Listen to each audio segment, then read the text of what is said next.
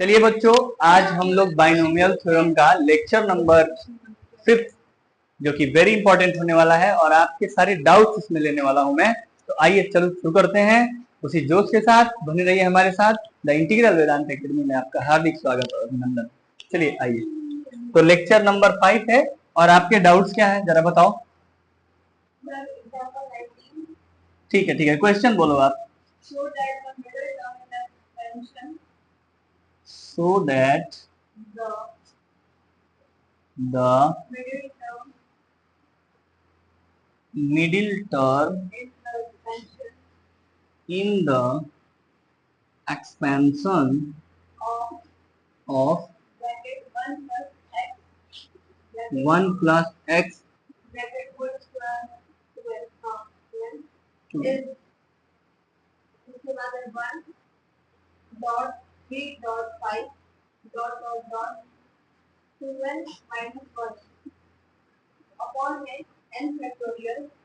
और उसके बाद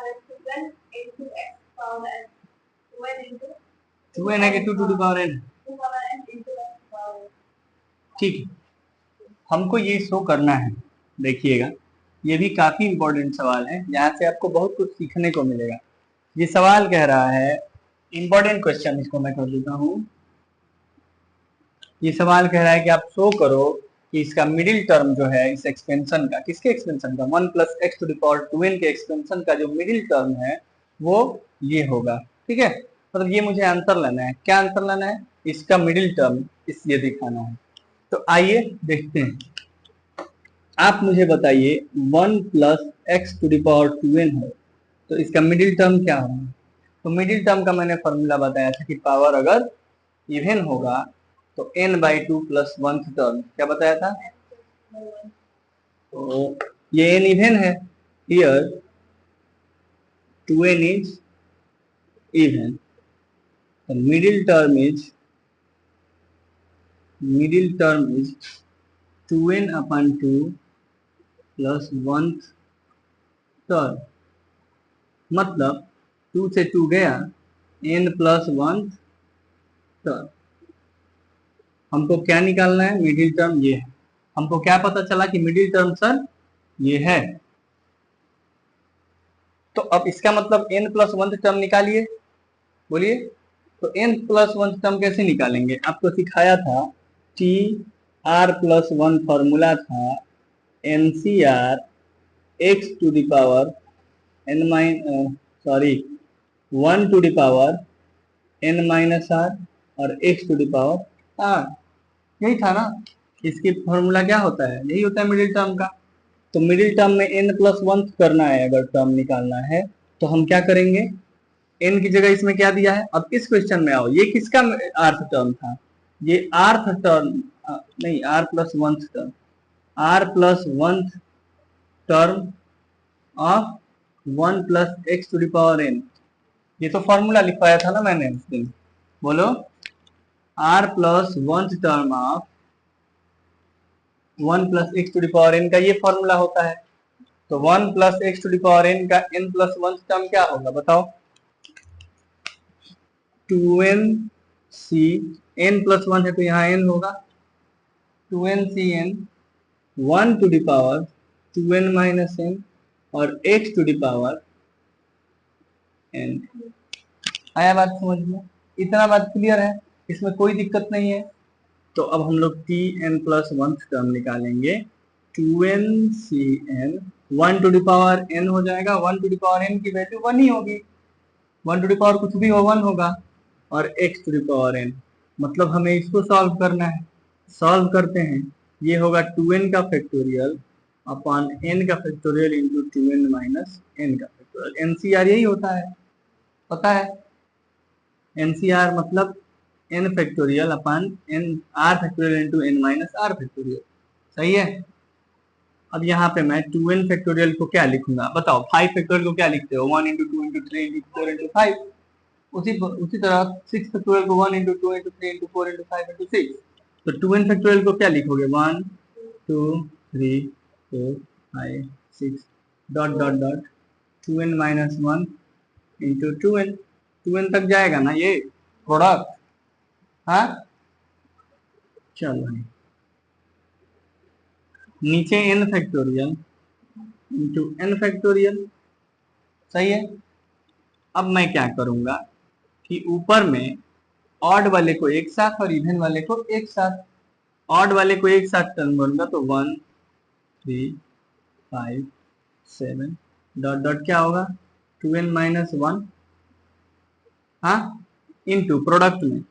अब ये ऑड वाला कर लिया एक साथ और प्रोडक्ट में 2 4 6 8 डॉट डॉट डॉट 2n कर लिया एक साथ, इसमें कोई दिक्कत नहीं भाई। मल्टीप्लाई में 2 इंटू 4 लिखो या 4 इंटू 2 लिखो या 2 इंटू 4 इंटू 6 लिखो या 2 इंटू 6 इंटू 4 लिखो, मैंने क्या किया कि वही काम कर दिया। एक साथ ऑड वाले को ले लिया, मल्टीप्लाई तो होना ही था, एक साथ इसको कर लो एक साथ इसको कर लो, बीच में मल्टीप्लाई ही है, on n factorial into n factorial.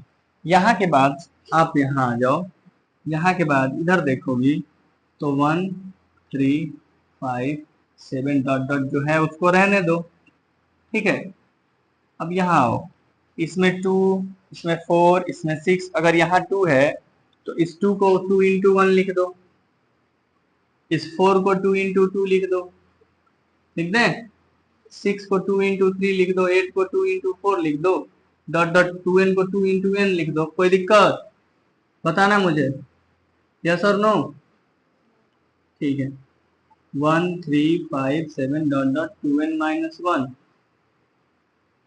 Dot, इसमें भी 2 इसमें भी 2 इसमें भी 2 इसमें भी 2, कितने बार 2, n बार 2, तो क्यों ना हम यहाँ से 2 लेंगे यहाँ से 2 लेंगे, कितने बार ले लेंगे, एक बार लिए, दो बार, 3 बार लेंगे तो 2 के पावर 3, 4 बार लेंगे तो 2 के पावर 4, 5 बार लेंगे तो 2 के पावर, तो n बार लेंगे तो 2 टू द पावर n, और यहाँ क्या बचेगा 1 2 3 4 dot dot n upon n factorial into, अब 1 3 5 7 डॉट डॉट 2n-1, सही है, into 2 to the power n, into 1 2 3 4 5 n तक होता है तो उसको क्या बोलते हैं n फैक्टोरियल।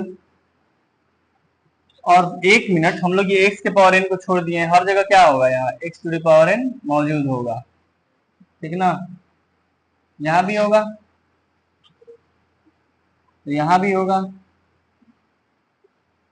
अपान में नहीं है, उसके साथ मल्टीप्लाई में है, तो यहाँ भी n factorial into n factorial into x to the power n, n factorial से n फैक्टोरियल गया तो हमारे पास आंसर आया 1 3 5 7 डॉट डॉट 2n-1, ठीक है, into 2 to the power n upon n factorial into x to the power n, सही है, समझ में आया, कहीं से कोई प्रॉब्लम नहीं, इसको नोट कर लीजिए आप लोग, ठीक है। ये क्वेश्चन है जो तुमने देखा कि इसमें मिडिल टर्म शो करना था, तो मैंने क्या किया कि मिडिल टर्म क्या होता है, अगर पावर 2n हो तो, पावर अगर इवन हो तो n/2 plus 1 term middle term होता है, मैंने n प्लस 1वां टर्म मैंने निकाल दिया। कैसे निकाला आपने देखा, यहाँ के बाद ये, यहाँ के बाद इसको मैंने तोड़ा, इसको तोड़ने के बाद ऐसे खोला, इसको कैसे खोलते हैं, खोलने के बाद 2 कैसे कॉमन लेते हैं, सारी बातें आपको समझाई गई, लास्ट में जो शो करना था वो हमने ला दिया। तो आप करना, इसको नहीं आएगा तो फिर से एक बार डाउट कमेंट सेक्शन में लिख देना कि डाउट है। चलिए आगे अगले सवाल में चलते हैं।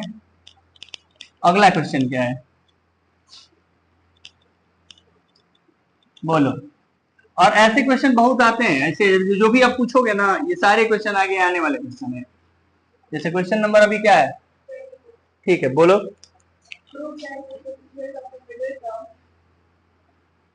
Prove that the coefficient of the middle term in the expansion of 1 plus x to the power 2n is equal to the sum of the is equal to the sum of the coefficients of middle term coefficients of the middle term in the expansion of terms in the expansion of in the expansion of 1 plus x to the power 2n minus 1 hmm plus हमको proof करना है कि the coefficient of middle term, इसका middle term का coefficient कितना होगा, तो इसके मिडिल टर्म के कोफिशिएंट के सम के बराबर होगा। ठीक है, क्या शो करना है कि इसका मिडिल टर्म का coefficient 1 plus x to the power 2n का कोफिशिएंट ऑफ मिडिल टर्म किसके बराबर होगा, तो 1 plus x to the power 2n minus 1 के मिडिल टर्म के कोफिशिएंट के मिडिल टर्म सम के बराबर। जैसे देखो क्यों सम दिया है, क्योंकि ये 2n माइनस 1 है, ये ऑड है, और जब n ऑड होता है, मैंने आपको यहाँ साइड में लिख दूं कि 1 plus x to the power n में मैंने बताया था कि इफ n इज इवन, अगर n इवन होगा तो कितने क्या होगा सम, इवन होगा तो उसका एक ही मिडिल टर्म होगा, क्या होगा n/2 plus 1 term, middle term है एम्प्टी। और अगर 1 plus x to the power n है और इफ n इज ऑड, अगर n ऑड है तो मिडिल टर्म क्या होगा, नहीं n plus 1/2 and n plus 3/2, दो मिडिल टर्म होंगे। ठीक है ना। तो भाई यहाँ पे 2n दिख रहा है, 2n का मिडिल टर्म क्या होगा, तो 2n कौन सा मिडिल टर्म होगा, इसका तो ये मिडिल टर्म होगा, ये मिडिल टर्म ये होगा, ये वाला टर्म n प्लस 1/2। तो भाई यहाँ पे n इवन है, इवन वाले में ऊपर वाला लगेगा ना, तो 2n/2 प्लस 1। देखो मिडिल टर्म से क्वेश्चन आ रहे हैं ना, इसलिए आपको मिडिल टर्म भी तैयार करना है। और ये सारे जनरल टर्म वाले हैं, जनरल टर्म याद है तो सब हो गया। मिडिल टर्म कौन सा टर्म होगा, 2 से 2 गया, n plus 1 term, n plus 1 term. अब n प्लस 1 टर्म कैसे निकलेगा, 2nc, n प्लस 1 टर्म कैसे निकालते हो, 2ncn, एक काम, और 1 के पावर 2n माइनस n और x के पावर n, माने हमारे पास आया 2ncn और x to the power n। लेकिन कोफिशिएंट इसका क्या हुआ, coefficient of n plus 1 term, coefficient माने ये होता है कोफिशिएंट, ये तो x के पावर में है ना, तो हमेशा पॉलिनोमियल भी पढ़ रहे थे तो क्या x स्क्वायर के साथ जो चिपका होता था वो ना x स्क्वायर का कोफिशिएंट होता था, तो यहाँ भी इसका कोफिशिएंट क्या होगा 2ncn। अब क्या इसका भी मिडिल टर्म का सम कोफिशिएंट का इतना आएगा, तो चलो इसके पहले मिडिल टर्म पे चलते हैं। इसके मिडिल टर्म दो होंगे ना, एक होगा 2n माइनस 1 प्लस 1/2 टर्म, और एक होगा 2n माइनस 1 प्लस 3/2 टर्म। तो ये वाला -1 से बन गया और 2n/2 माने nth टर्म, हाँ, और ये क्या हुआ 2n प्लस 2/2 माने n प्लस 1th टर्म। समझ में आया, तो चलो निकालते हैं nth टर्म क्या होगा इसका nth term 2n minus 1c, nth term n minus 1 होगा ना, यहाँ पे एक कम ना, ये वाले का निकालना है, तो 2n माइनस 1cn और 1 to the power n minus n और x to the power n minus 1। But हमें x से मतलब नहीं, हमें तो कोफिशिएंट से मतलब है, तो tn का कोफिशिएंट क्या हो जाएगा, कोफिशिएंट ऑफ tn क्या हो जाएगा 2n minus 1c n minus 1, क्योंकि 1 के पावर कुछ भी 1 ही होगा। चलो भाई nth टर्म निकाल लिए, अब n प्लस 1 टर्म कैसे निकालोगे, तो tn प्लस 1 टर्म बराबर 2n minus 1cn, 2n minus 1cn, 1 to the power मतलब 1 to the power 2n minus 1 minus n और x to the power n। But हमें x से मतलब नहीं है, हमें कोफिशिएंट क्या मिला, कोफिशिएंट ऑफ tn प्लस 1 क्या मिला 2n माइनस 1cn, यही मिला ना, बोलो अब ये वाले का जो कोफिशिएंट है हमें शो करना है कि ये वाले के कोफिशिएंट के सम के बराबर होगा, तो हम इसका सम करते हैं। सम ऑफ, दिख रहा है ना, coefficient of 1 plus x to the power 2n minus 1 is equal to 2n minus 1 cn minus 1 plus 2n minus 1 cn। अच्छा, यहीं पे साइड में लिखता हूँ, जितने सारे फॉर्मूले आते जाएंगे मैं ब्लैक कर देता हूँ। फार्मूला नंबर 1 यूज हुआ, फार्मूला नंबर 2, फार्मूला नंबर 3 पढ़े थे, NCR plus NCR minus 1 equal to n plus 1 C are.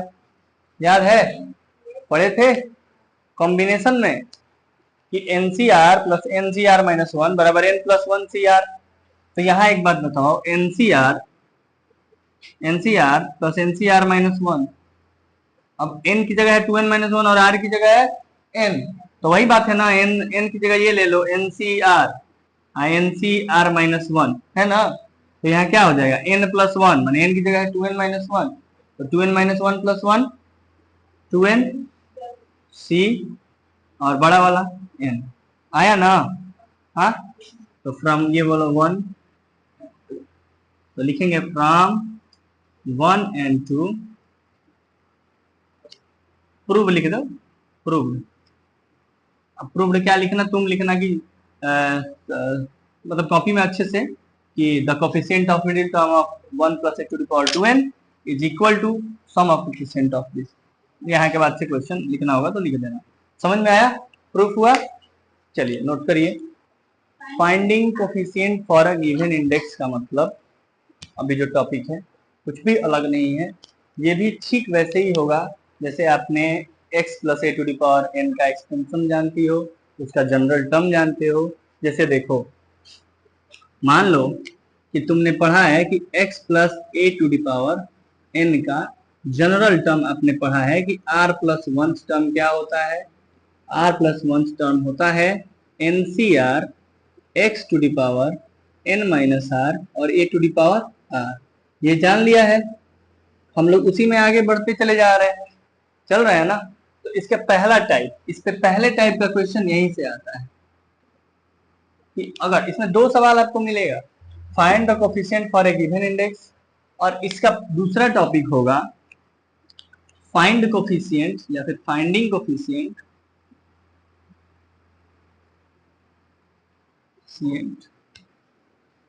For of finding coefficient of term independent from x, independent from x। ठीक है, वो टर्म बताओ जिसमें x आए ही ना, जैसे इसमें x के पावर मिलेगा ना, कुछ ऐसा मिलेगा, तो वो वाला कौन सा टर्म होगा जिसके पावर में x के पावर कुछ भी ना हो। सही है, तो जनरल टर्म से ही दोनों होता है, ये जनरल टर्म आ गया तो ये भी दोनों आ गया। पहले मैं पहले को सिखाऊंगा फिर दूसरे को सिखाऊंगा। पहले को क्या सीखते हैं, तो पहला है क्वेश्चन के हिसाब से पढ़ा जाए। क्वेश्चन बोलो, कौन सा क्वेश्चन है इस पे आपका जो फंस रहा है, तो क्वेश्चन नंबर क्या है, क्वेश्चन, हाँ, कोफिशिएंट ऑफ x के power 10 in the binomial expansion को b लिखता हूँ, बाइनोमियल एक्सपेंशन ऑफ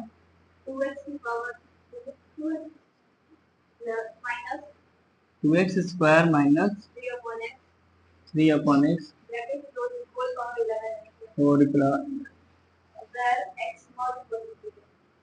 जहाँ x 0 के बराबर नहीं है, तो वो इसलिए नहीं है कि x नीचे लिखा हुआ है, वो 0 के बराबर होगा तो काम गड़बड़ हो जाएगा। अब इसका मुझे क्या करना है, x टू द पावर 10 का कोफिशिएंट निकालना है, तो सबसे पहला काम है आपको जनरल टर्म आना चाहिए। तो इसका r प्लस वन टर्म क्या होगा, 11CR 2x to the power 11 minus r minus 3 by x to the power, यही है ना। सही है, इतना काम कर लोगे, पक्की बात। इतना काम करने के बाद 11CR 2x² है ना, ये इसको ब्रेक करो, 2⁻11 - r इंटू x² 2⁻11 - r, सही है।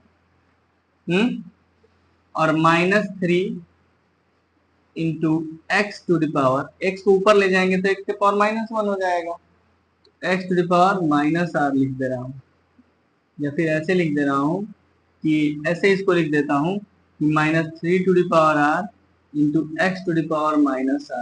संतुष्ट है आप? 3 को अलग कर दे रहा हूँ, जितने सारे हैं ये सब 3, 2 ये सबको अलग कर दिया जाता है और x को अलग से लिखा जाता है, क्योंकि मुझे x के पावर में 10 चाहिए ना। बोलो, देखो आता कैसे, फिर से एक स्टेप, 11CR 2⁻11 - r -3r, और यहाँ से x⁻ क्या हो जाएगा, 2 से 11 में होगा तो 22, -2 से r में होगा तो -2r इंटू x⁻−r। क्या आपको अभी कोई दिक्कत है? दिक्कत है? 11CR 2⁻11 - r -3r into x, same base है ना, बेस सेम है तो पावर ऐड हो जाता है, बेस सेम होता है तो पावर ऐड हो जाता है। जब सेम बेस है तो x रखो, पावर ऐड करने पे -22 -2r और -3r, सही है। ये समझ में आया? इसके बाद मुझे x के पावर ये नहीं चाहिए, मुझे x के पावर क्या चाहिए, 10 चाहिए ना। तो मैं इसको 10 से रिप्लेस करूंगा, मतलब मैं ये करूंगा कि सर 22 - 3r की जगह आप 10 लिखिए, यही चाहती हो ना। अब आपको अगर कहता कि कोफिशिएंट ऑफ x के पावर 50, कोफिशिएंट ऑफ x के पावर 2, 3, 4, 5, 8, कुछ भी कहता तो अब क्या करती, इसकी जगह रिप्लेस कर दी, 10 की जगह वही लिखती। एक बात बताओ, 22 - 10 = 3r, तो 12 = 3r, तो r क्या मिला, r 4 मिला ना। बोलो, यहाँ से r 4 इजिली मिल गया। मुझे क्या पूछ रहा है, मुझे पूछ रहा है इसका कोफिशिएंट बताइए, तो कोफिशिएंट ऑफ x⁻10 = क्या होगा, यहाँ यही ना कोफिशिएंट है इसका। यह कोफिशिएंट है तो लिख दो 11CR की जगह 4, 2⁻11 - 4 एंड -3⁻4, इसका मतलब 11C4 2⁻11 - 4 7 और -3⁴ माने 3⁴। अगर आंसर इतना दे रहा है तो आप इतना ही लिखो, और अगर आंसर इतना नहीं दे रहा है तो इसको ब्रेक कर लो, 11 × 10 × 9 × 8 × 7 फैक्टोरियल अपन 7 फैक्टोरियल × 4 × 3 × 2 × 1, इतना दे रहा है। हाँ तो छोड़ो ना, मेहनत क्या करवाना है। चलिए नोट कर लीजिए इसको, अच्छे क्वेश्चन देखो। जैसा कि क्वेश्चन में दिया था कि x⁻10 का बाइनोमियल एक्सपेंशन जो है ये, इसमें x⁻n का कोफिशिएंट क्या है, तो x⁻10 का बाइनोमियल कोफिशिएंट करने के लिए मैंने x का पावर कैसे कैसे किया है आपने देखा है। आप कोई भी क्वेश्चन हो आप इसी तरह सजाएंगे, x को अलग तरीके से करेंगे, अलग लेके जाएंगे और x के पावर में कुछ ला देंगे, उस पावर को जो पूछेगा उससे कंपेयर कर देंगे। और भी क्वेश्चन करेंगे इस पे। एक और मैं इसी में क्वेश्चन बता दूं कि इसमें एक और फेमस सवाल है कि इसमें पूछता है कि find the term independent of x। क्या पूछता है इसी में, क्वेश्चन नंबर ये 1 है, तो दूसरा नंबर इसमें पूछ लेगा कि find the term independent of x, माने वो कौन सा टर्म होगा जो x से इंडिपेंडेंट होगा। तो तुम मुझे बताओ कि बाकी पूरे का पूरा काम, ये पूरा प्रोसेस यहां तक आएंगे, ये भी क्वेश्चन पूछा होता तो मैं क्या करता, यहां तक आता, यहां तक आने के बाद ये बताओ टर्म इंडिपेंडेंट ऑफ x का है, अच्छा है x के पावर 0 का है, x के पावर 0 भी 1, term independent coefficient of term, क्या पूछ रहा है आपसे, मान लीजिए कोफिशिएंट पूछ रहा है, कोफिशिएंट ऑफ टर्म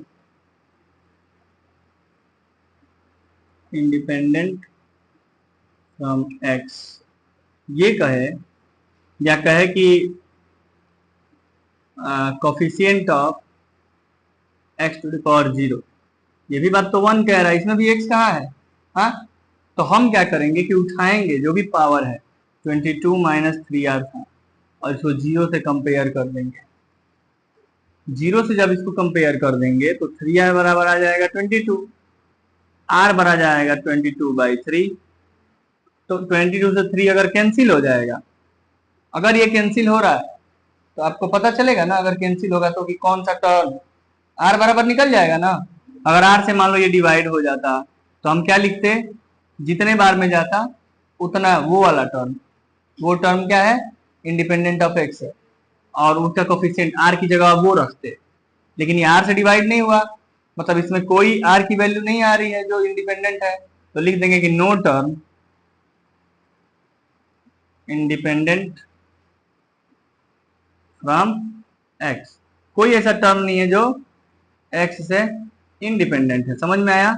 तो x से इंडिपेंडेंट पूछे फिर भी यही प्रोसेस करना है, यहां तक आना है और आने के बाद 0 से कंपेयर करना है। अगर जिसका पूछ रहा है इसके पावर 10 का पूछ रहा है 10 से कंपेयर मार दो, तो इजी है ना। ऐसे बहुत सारे क्वेश्चन आर डी शर्मा में दिए हैं, जितने सारे एग्जाम्पल क्वेश्चन एक्सरसाइज जितने सारे दिए हैं, पूरी की प्रैक्टिस एक अच्छा करना और उसमें से डाउट्स लेके आना ताकि मैं उसका डाउट्स बताऊंगा। ठीक है, तो आगे क्वेश्चंस हैं, अभी एक क्वेश्चन और करा दूं, पूछ लो, एक और करा दूं, चलो एक और करा देता हूं।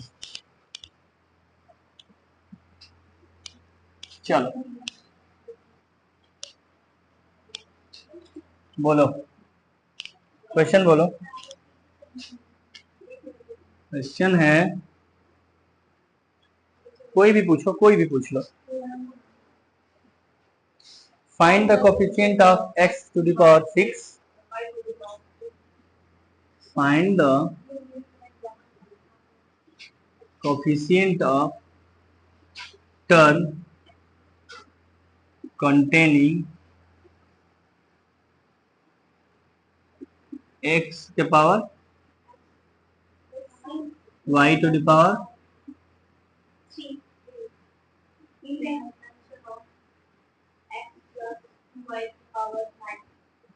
x plus 2y to the power. चलो सॉल्यूशन। एक बात बताओ, अब मैं कुछ सिखाऊंगा नहीं, तुमको पता है जनरल टर्म लिखना है, तो सर r प्लस 1वां टर्म लिखिए। क्या होगा r plus 1 term? 9cr x to the power 9 minus r 2y to the power r। भाई मुझे x के पावर 6 चाहिए, यहाँ x के पावर 9 माइनस r है, 9 माइनस r को 6 से कंपेयर मार दो, r बराबर क्या मिल जाएगा, ये 6 इधर आएगा और r उधर जाएगा तो 3 मिल जाएगा, r बराबर 3 मिल जाएगा, यहाँ r 3 रखूंगा तो y के पावर 3 आ ही जाएगा, माने r बराबर 3 मिल गया। तो कोफिशिएंट बताना है, तो कोफिशिएंट क्या होगा, 9c, यहाँ देखो x के पावर 6 आएगा बट यहाँ आएगा 2y टू, इसे मैं रख के दिखा देता हूँ, x टू द पावर 6 और 2y टू द पावर 3, तो मुझे y क्यूब भी मिल गया, यहाँ मिला, ऐसे मिला 9c3 x to the power 6 2 to the power 3 और y टू द पावर 3। ये कहाँ चला जाएगा, एक इसका कोफिशिएंट चाहिए ना, इसको बाद में करो, तो जरा इसको पहले करो, x के पावर 6 लिख लो, यहाँ 2 का क्यूब लिख लो, लिख लिए। अब इन दोनों का कोफिशिएंट क्या है, ये है ना पूरा, तो आंसर क्या आएगा 9c3 इंटू 8, 2 का क्यूब 8। समझ में आया? क्लियर है? तो इसी तरीके से आप सारे क्वेश्चंस करिएगा, नहीं आएगा तो कल के डाउट में मिलते हैं लेक्चर नंबर 6 में। आज बस इतना ही, थैंक यू।